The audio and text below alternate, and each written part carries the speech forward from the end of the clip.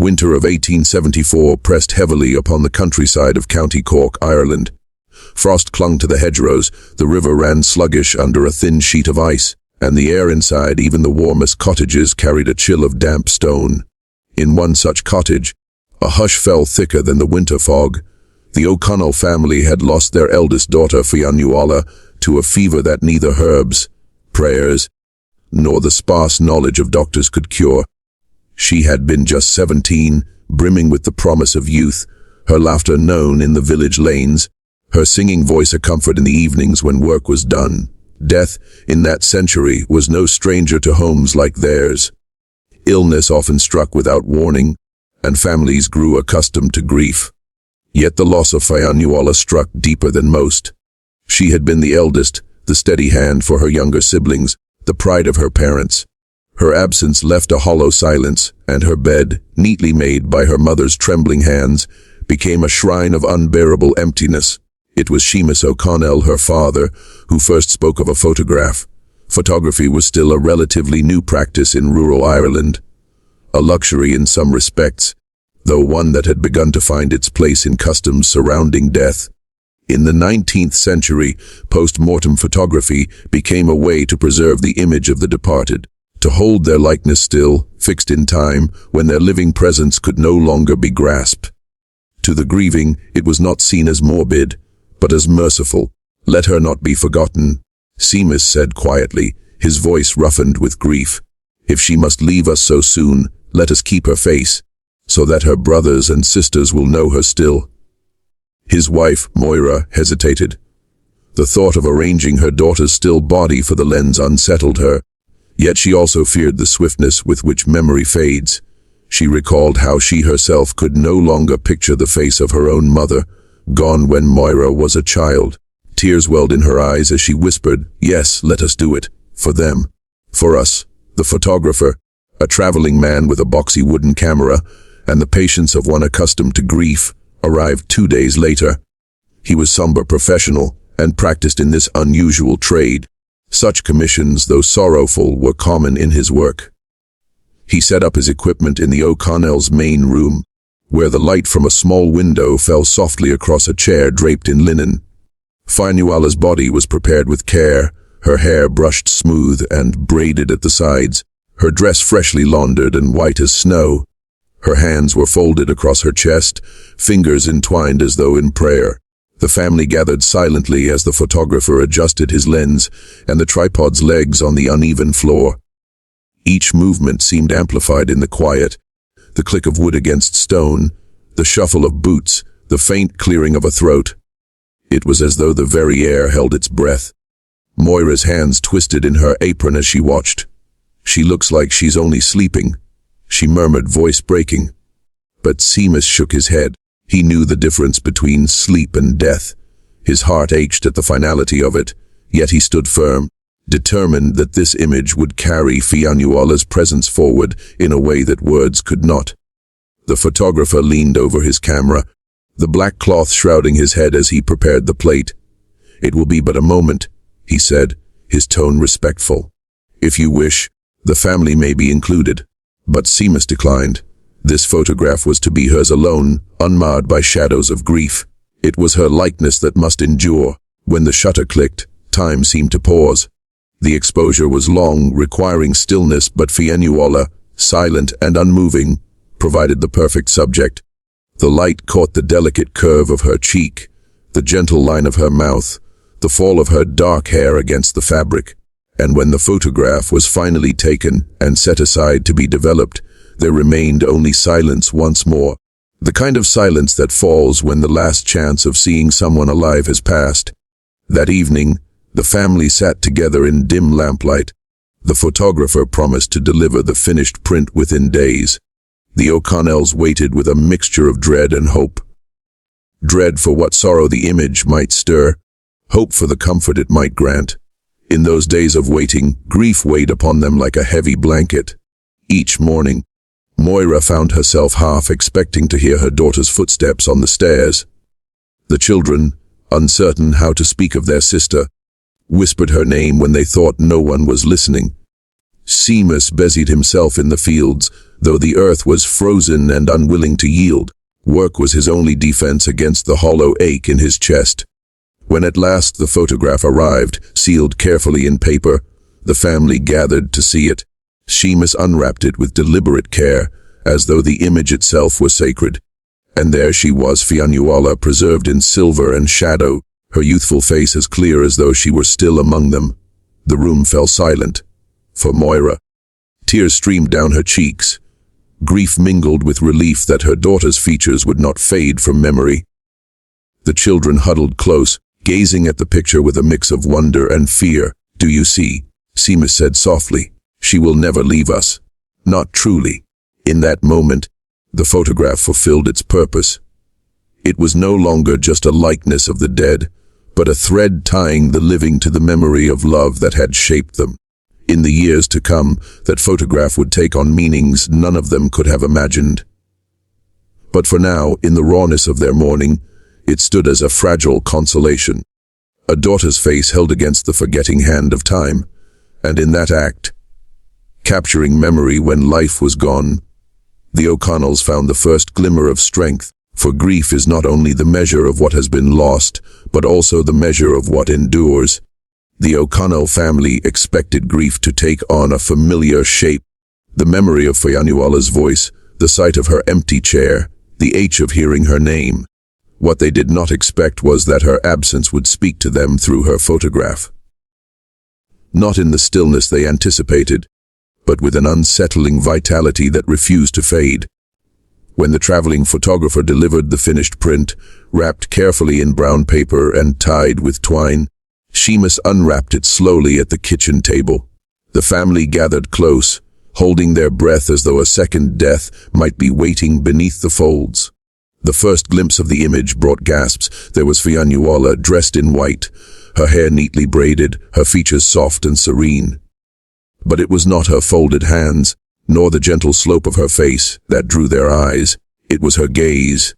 Though they knew she had been still in death, though they remembered her eyelids pressed closed when she was laid out, in the photograph it seemed otherwise. Her eyes were open. Not fully, but just enough that the faintest glimmer of light caught there. It was as though the lens had captured something living, something watching. Moira's hands flew to her mouth. "Sweet Mother of God," she whispered. "She looks at us." Seamus leaned forward, squinting as though closer scrutiny would explain the mystery.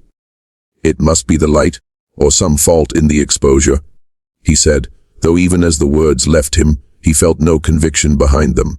He could not shake the sense that his daughter's gaze followed him across the room. The children, wide-eyed, crowded around. Young Bridget tugged at her mother's sleeve and said, almost in awe, "She's not gone, ma'am. She's looking back at us." The photographer himself, who had accompanied the delivery, cleared his throat uneasily. "It happens, now and then," he admitted. "A trick of the plates, the shadows, the timing. Sometimes the eyes appear, well, less at rest. It unsettles folk, but think of it this way, it gives her a presence. It makes her look alive. Alive." That word settled in the air like a challenge. For while the family knew their daughter was gone, they could not deny the strange effect. The more they looked at the photograph, the more impossible it became to see it as a mere trick of light. Her gaze was steady, almost insistent. At first, Moira was disturbed. She found herself turning the picture face down when she worked in the kitchen, unable to bear the weight of her daughter's eyes upon her. Yet later, when the grief felt too heavy to carry, she would turn the photograph upright again and whisper into the silence, "Stay with me, child." The eyes seemed to answer, not with sound, but with a presence that eased her loneliness. Seamus, too, wrestled with the image. He was a man of the land, practical and unyielding, unaccustomed to talk of spirits or omens. Yet he could not deny that each time he passed the mantel where the photograph stood, he felt steadied by it, as though his daughter were urging him not to falter. He recalled the way she had always encouraged her younger brothers in their chores, her words sharp when needed, tender when deserved. Now in her gaze, he saw the same wordless guidance. Soon word of the photograph spread beyond their cottage. Neighbors who came to offer condolences asked to see it. Some recoiled uneasy with the notion of a dead girl's eyes appearing so alive. Others found themselves drawn to it, lingering before the image as though waiting for it to speak. "She watches," one neighbor said, crossing herself, not in anger, but in warning. "It is a holy thing," another whispered. "Perhaps she could not leave her family. Perhaps her spirit stays to guard you." The whispers multiplied, winding their way through the village lanes. In a time when death was as common as birth, people clung to signs, to anything that gave meaning to the losses that hollowed their homes. The story of the O'Connell photograph became one of those signs. Mothers brought their children to see it, telling them, "Look, this is how we live on, in memory, in watchfulness." Farmers, wary from poor harvests, found themselves staring into the eyes of the girl who had died too young and felt, strangely, the courage to press on.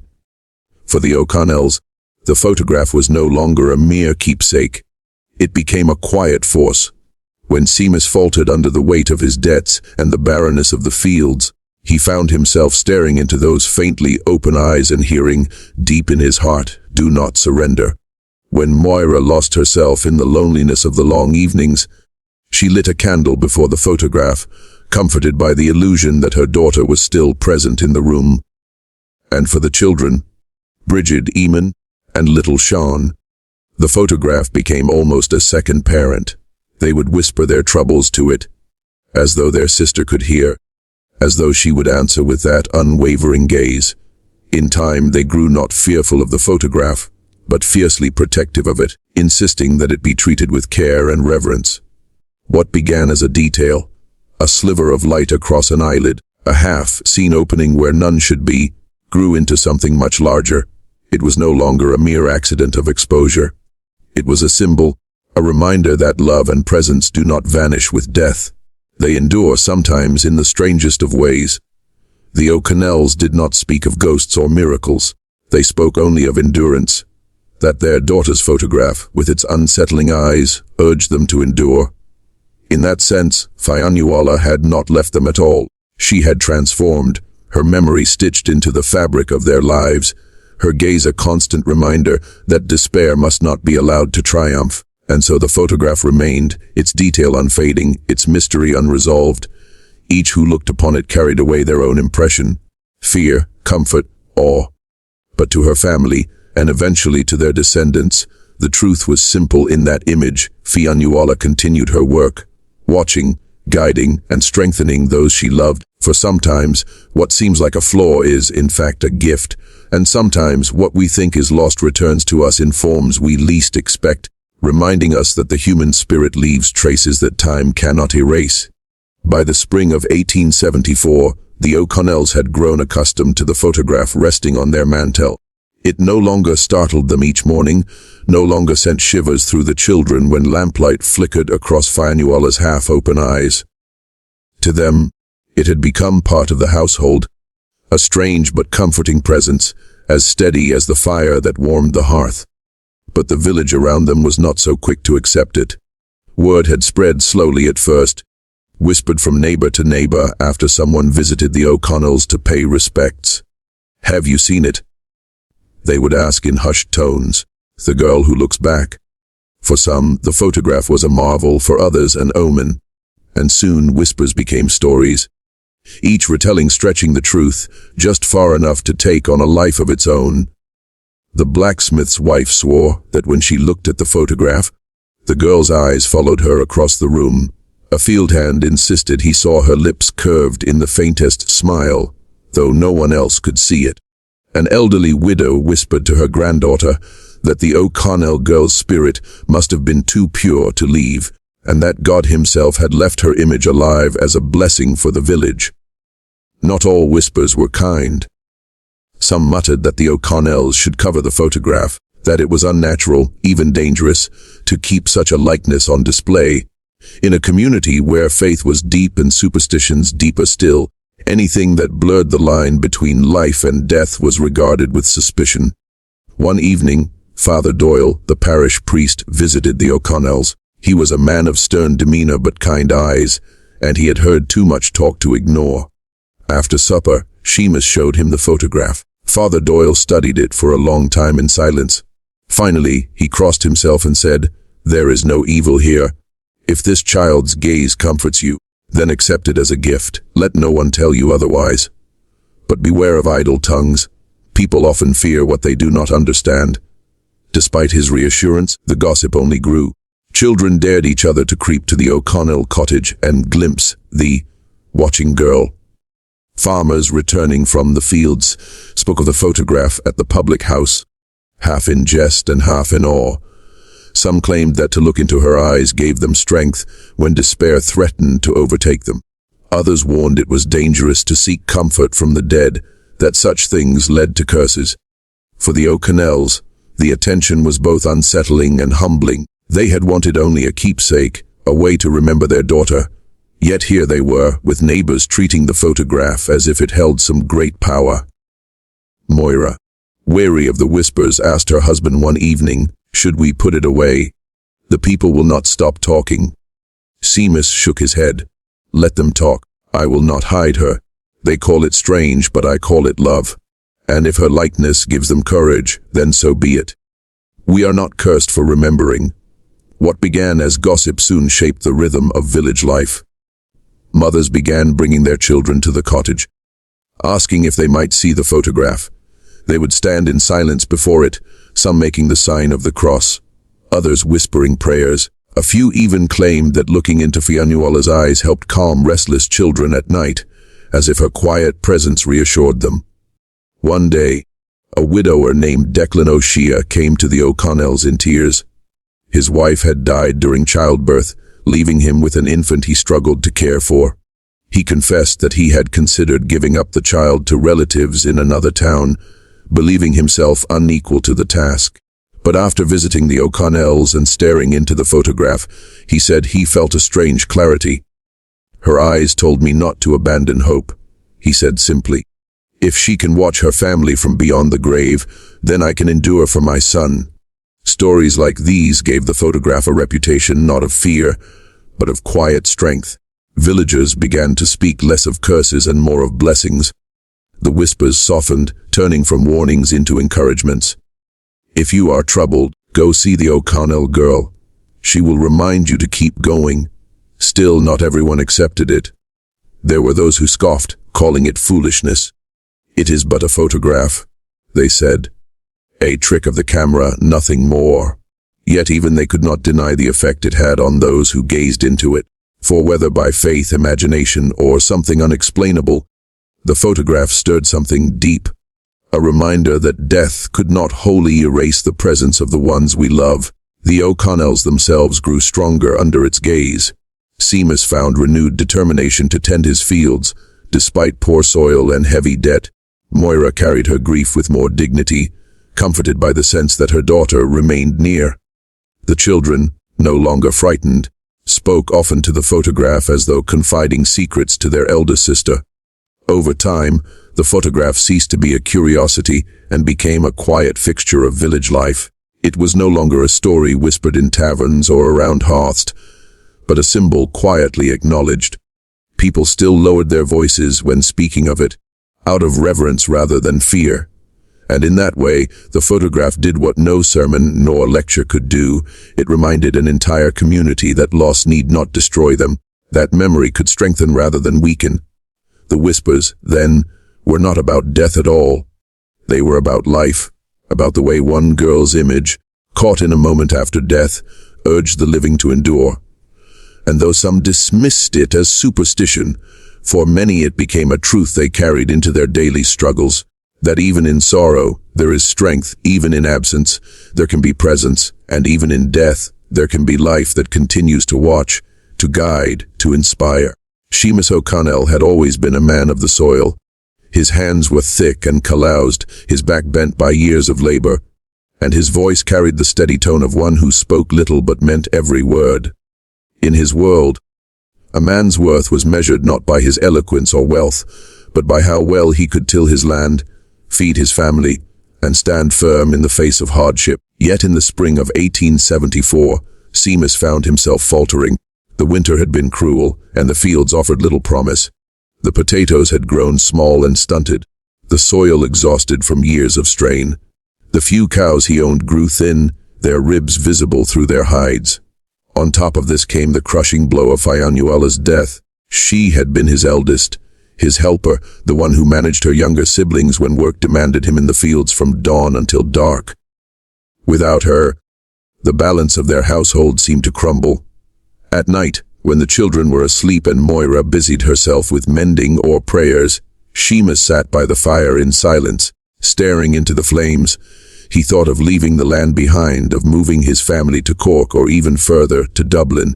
There, he reasoned, work might be steadier, at the docks, in the factories. At least the children would not starve. But even as the thought formed, it twisted his stomach. He had been born on this land. His father had broken the soil with his own hands, and his grandfather before him. Could he really abandon it all? It was during one such night of restless brooding that his eyes fell upon the photograph on the mantel. The lamplight flickered across the glass, and there she was, Fionnuala, her face serene, her hands folded, her eyes faintly open, holding that uncanny gaze that unsettled and comforted in equal measure. Seamus found himself staring back, unable to look away. She was only 17, he murmured aloud, though no one else was there to hear. 17, and she bore more weight than most men. He remembered how she had carried herself with quiet strength, rising early to help her mother, guiding her brothers in their chores, singing softly to soothe them when storms rattled the windows.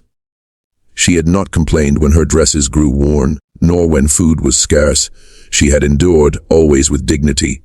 And now, as Seamus sat staring at her likeness, he felt her endurance reflected in that gaze. It was as though she was speaking to him without words. Do not falter, do not abandon what we have built. Stand, even if it breaks you. He shook his head, trying to dismiss the thought. It was foolishness, he told himself. She was gone, and this was only a photograph. Yet the feeling persisted. Each time he looked into her eyes, he felt that same silent urging. In the days that followed, Seamus carried the weight of this unspoken message with him. When he rose before dawn to check the fields, he thought of her. When his back ached from the plow, he thought of her. And each evening, when doubt gnawed at him, he returned to the photograph. Seeking strength in her gaze, Moira noticed the change in him. One evening, as she folded linens by the fire, she said softly, "You look at her as though she answers you." Seamus hesitated, then nodded. She does in her way, not with words but with what she was. She did not give in, Moira. Even when she was weak, she carried herself strong. If she could do so, why should I falter? Moira's eyes glistened, but she said nothing. She, too, had felt the quiet pull of that photograph, though she feared putting words to it. With renewed determination, Seamus resolved not to abandon his land.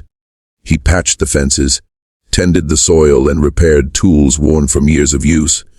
He taught his sons how to plant with care, how to watch the skies for signs of weather, how to endure the back-breaking work without complaint. Though the harvests were meager, he pressed on, certain that giving up would dishonor not only his forefathers, but also the daughter who seemed to watch him still. There were moments of despair, of course. Times when the debts pressed heavy, when creditors came knocking, when the cupboards ran thin. But whenever hopelessness threatened to overwhelm him, he would stand before the mantel and meet Fionnuala's gaze. Her eyes seemed to say the same thing each time: you must not give in. Years later, Seamus would admit to his sons that it was that photograph that steadied him. "I thought to leave," he confessed. "I thought to abandon the land. But then I saw her there and I knew I could not. She bore her cross with strength, and so must I." The realization became the bedrock of his resolve. That strength is not the absence of hardship, but the refusal to bow before it. Fionnuala had carried her share of burdens in her short life, and now her photograph urged him to carry his. In time, the O'Connells weathered their hardships. The fields slowly revived, the children grew strong, and the debts were paid piece by piece. Seamus grew older, his body stooped but his spirit unbroken. And through it all, the photograph remained on the mantel, a silent witness to his struggle, a reminder of the night he realized that the true measure of a father was not in what he escaped, but in what he endured. And thus, In the quiet watchfulness of a daughter's photograph, Seamus found his greatest strength. It was not the land that anchored him, nor even the weight of tradition, but the enduring presence of love, love that refused to fade, love that demanded he stand firm, even when the ground beneath his feet felt ready to give way. By the autumn of 1874, the O'Connell household had changed in ways no one could have foreseen. What began as a simple memorial, a post-mortem photograph taken to preserve the likeness of their daughter, had become something more. The image of Fionnuala, with her faintly open eyes, had turned from an unsettling curiosity into a constant companion, a quiet teacher in the rhythms of their lives. The photograph hung in the main room above the mantel, where the fire crackled and the family gathered at the close of each day. At first, its placement was practical. The mantel was the only space high enough to keep it safe from children's hands and the damp of the floor. But over time, its position took on a symbolic weight. The photograph was not hidden away in a trunk or drawer. It presided over the household like a portrait of a matriarch. It became natural for the family to look toward it in moments of decision or difficulty. Moira, when her temper frayed under the endless work of cooking, cleaning, and mending, often found herself glancing up and softening. What would Fionnuala have done? She would think. The answer came not in words, but in memory: her daughter's patience, her gentle humor, her way of steadying the younger ones with a look or a song. Moira began to carry herself with more calm, more tenderness, as if her daughter's example reached through the glass to guide her. The children, too, learned from the photograph. Bridget, only 12, would sit beneath it with her sewing, occasionally looking up as though seeking approval. Little Shaun, just 6, sometimes whispered his secrets to the image before bed. "Don't tell, ma'am," he would say in a conspiratorial tone, as though the photograph might smile in return. Even Eamon, at 14, who struggled with the awkwardness of youth and the weight of chores left heavier without his sister's help, admitted once to his father, "When I look at her, Day, I feel as though she's reminding me not to shirk." Seamus himself came to see the photograph as more than memory. To him, it was instruction. Each day's labor carried a lesson in endurance, and each night, when fatigue threatened to drown him in despair, he felt her gaze reminding him why he pressed on. It was not for the land alone, nor for pride, but for the family that remained. As weeks turned into months, the O'Connells began to treat the photograph almost like scripture. It became part of family rituals, not through superstition, but through reverence. When they prayed the rosary in the evenings, the photograph seemed to join their circle. On feast days, Moira lit a candle before it, whispering prayers of gratitude. When storms battered the roof and the wind howled through the cracks, the children drew comfort from the steady presence above the mantel, as if their sister's silent gaze could calm the very weather. Visitors who entered the cottage often remarked on the photograph. Some felt unsettled, others comforted. A neighbor once told Moira, "It feels less like a picture of the dead and more like a reminder to the living." Moira smiled faintly at this, for it was precisely how the family had come to see it. But the greatest lessons from the photograph were not in the moments of calm, but in the trials that tested the family's spirit. One bitter January evening, Seamus returned from the fields with shoulders slumped, the news heavy on his tongue. A creditor had threatened to seize part of their land if the year's debts were not settled soon. The children fell silent at the words, their eyes wide with fear. Moira's face paled, and her hands trembled as she clutched the rosary at her side. For a long moment, despair threatened to swallow the room whole. Then Seamus, lifting his gaze to the mantel, locked eyes with the photograph. Fionnuala's steady look met his, as though to remind him strength is not found in surrender. It is found in facing what must be faced. Drawing a deep breath, he straightened his back. "We will not give up this land," he said firmly. "We will work harder. We will sell what we must, mend what we can, and trust that the soil will reward us in time." If she were here, would she tell us to abandon all we have built? No, she would tell us to endure, and so we will. The children nodded, some with tears in their eyes, but with a resolve that surprised even them. Moira, looking at the photograph, whispered, She teaches us still. From that night onward, the O'Connells began to speak of their hardships in a new way. Instead of seeing them as punishments, they spoke of them as lessons. When a calf died, they reminded themselves that loss could be endured. When storms ruined crops, they took it as a reminder to prepare with more care. Each trial was reframed through the silent teaching of Fionnuala's Gazy not to despair, but to persevere. Even the neighbors began to notice the family's quiet strength. "There is something about the O'Connells," people said. "They suffer as we do, yet they do not break." Some attributed it to faith, others to stubbornness. But within the cottage, the family knew it was something more. It was the silent teaching of the girl in the photograph. By the time the first shoots of spring appeared, the O'Connells were different people than they had been at the start of their grief. Stronger, steadier, more united. The photograph had become more than a keepsake. It had become a guide. It did not shield them from hardship, but it taught them how to face it with dignity. And in that way, Fionnuala's life continued, not through words or deeds, but through the lessons her family drew from her memory.